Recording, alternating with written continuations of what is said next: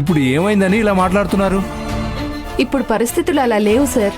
మా జాబులు ఎప్పుడు ఉంటాయో ఎప్పుడు పోతాయో అని భయంగా ఉంది. అందుకే మాకొక నమ్మకం అంటూ ఏర్పడేదాకా ఇక్కడ పని చేయలేం సార్. మేమందరం కలిసి తీసుకున్న నిర్ణయమే ఇది.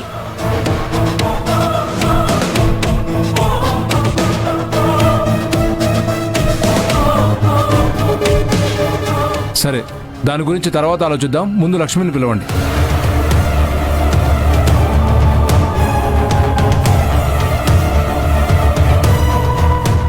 ఏ ఈరోజు లక్ష్మి ఆఫీస్కి రాలేదా? ఈరోజు కాదు సార్, తను ఆఫీస్కి రాక వారమైంది. ఎందుకు లీవ్ పెడుతున్నట్టు నాకు చెప్పనే లేదు? ఏదైనా సమస్య? డైలీ ఆఫీస్కి వచ్చేది సార్, కానీ కొంతమంది అది ఓర్వలేక చాలా ఇబ్బంది పెట్టారు. ఇబ్బంది పడాల్సి వచ్చింది. అందుకే అలాంటి పరిస్థితి ఇంకెవరికి రాకూడదని అగ్రిమెంట్ రాసివ్వండి సార్. అసలు లక్ష్మికి ఏమైంది? తను ఎందుకు ఆఫీస్కి రావడం లేదో కొంచెం అర్థమయ్యేటట్టు చెప్తారా?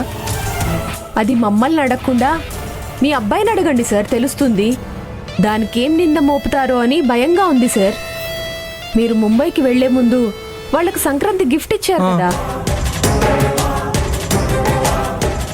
మీకోసం చాలా కష్టపడి తీసుకొచ్చారు, తీసుకోండి.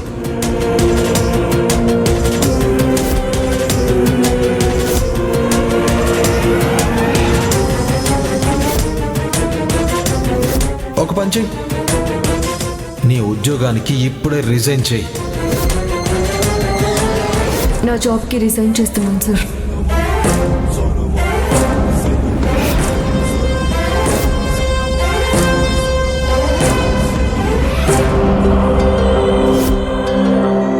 ఇంత జరిగిందా?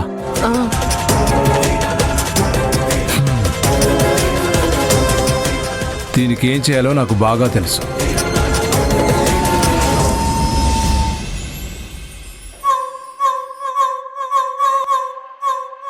ఇక్కడ ఏదో జరుగుతుంది. వినోద్ అయితే ఇక్కడే ఉన్నాడు. హరి కాలేజ్ ఫ్రెండ్ వినోద్ని ఎలా కలుస్తాడు? ఒకవేళ కలిసినా వాళ్ళింట్లో సమస్యలని హరితో ఎలా చెప్పుకోగలడు? హరి ఇంకేమైనా దాచాలనుకుంటున్నాడా? హరి, నీ ఫ్రెండ్ నిన్ను ఎప్పుడు కలిశాడు? అది ఎక్కడ కలిస్తే ఏంటే? రే, ఈసారి వాడు కలిస్తే మన ఇంటికి తీసుకురా, బాగా బుద్ధి చెప్పి పంపిస్తాను. అదంతా ఎందుకమ్మా? హరి ఇప్పుడే కాల్ చేస్తే సరిపోతుంది కదా. ఏంటమ్మా సమస్యని ఇంకా పెద్దది చేయాలని డిసైడ్ అయ్యావా ఏంటి? మాకు ఆఫీస్కి టైం అవుతుందమ్మా. అమ్మా, నీ కళ్ళ ముందు ఉన్న వినోద్ గురించి ఆలోచించడం మానేసి ఎక్కడో ఉన్న వినోద్ గురించి ఆలోచిస్తావేంటి? మాకు ఆఫీస్కి టైం అవుతుందమ్మా, ఇంకా టిఫిన్ కూడా చేయలేదు. వినోద్, నేను తినిపిస్తాను నాన్న. సరేమ్మా. తిను.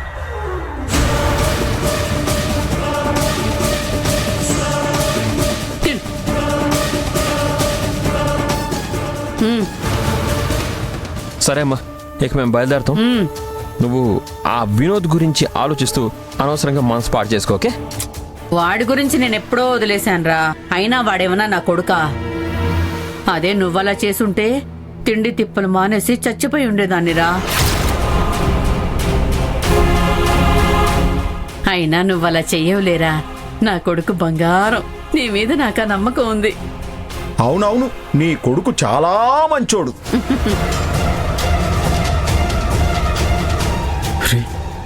నాకైతే చుక్కలు చూపించిందిరా మీ అమ్మ. నువ్వు నిజం చెప్పే ముందు నాకు ఇన్ఫార్మ్ చేయరా. నరకానికి 2 టికెట్లు బుక్ చేస్తాను. రే, కొంపతీసి వినోద్ మాటలు ఏమైనా వినిందా? మళ్ళీ ఏమవుతుందో ఏమో దేవుడా. అలా చేతులు ఊపుకుంటూ వెళ్ళిపోతే ఎలారా? ఇదిగో, ఈ క్యారేజ్ ఎవరు తీసుకెళ్తారు? ఇది నీకు, ఇది లక్ష్మికి. పట్టుకో, మర్చిపోకుండా ఇచ్చి వెళ్ళండి. వెళ్ళొస్తాం. వస్తామమ్మా.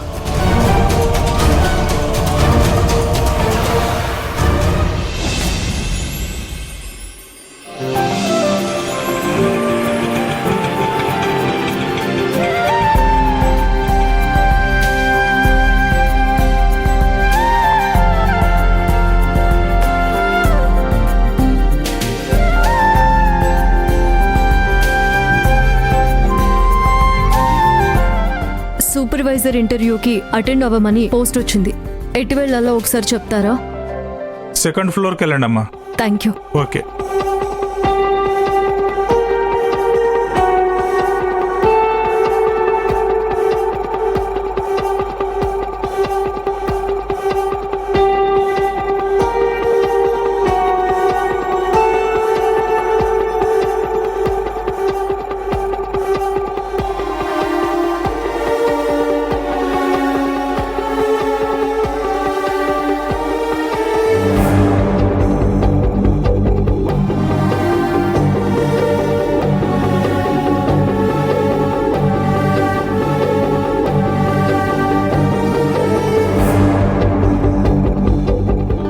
స్వామి, నేను నిన్ను నమ్ముకొని ఇంటర్వ్యూకి వచ్చాను.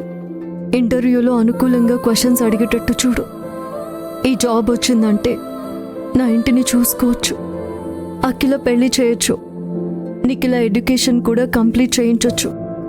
అంత మంచి జరిగేటట్టు చూడు స్వామి.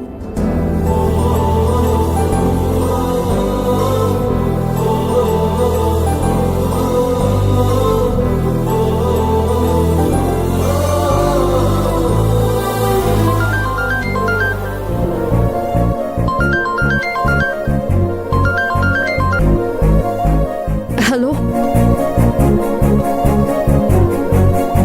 ఇప్పుడే వస్తున్నాను.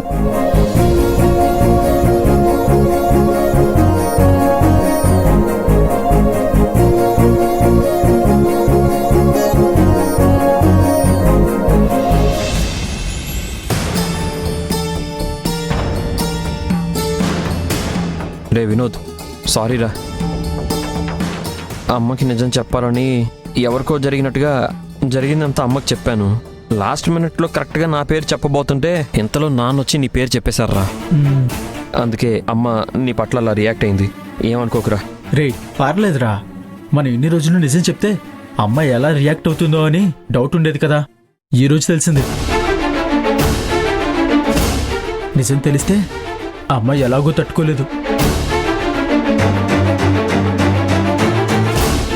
నా విషయం అనుకుని అమ్మ ఇంతలా రియాక్ట్ అయింది, కానీ తన కన్న కొడుకు ఇలా చేశాడని అమ్మకి తెలిస్తే మాత్రం ఏం చేస్తుందో మనకే తెలియదురా.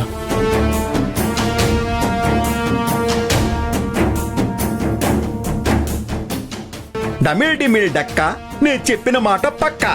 నేను చెప్పానా నిజం తెలిస్తే మీ అమ్మ ఇలా రియాక్ట్ అవుతుందని? అందుకేరా సమయం సందర్భం చూసి చెప్పాలని చెప్పాను.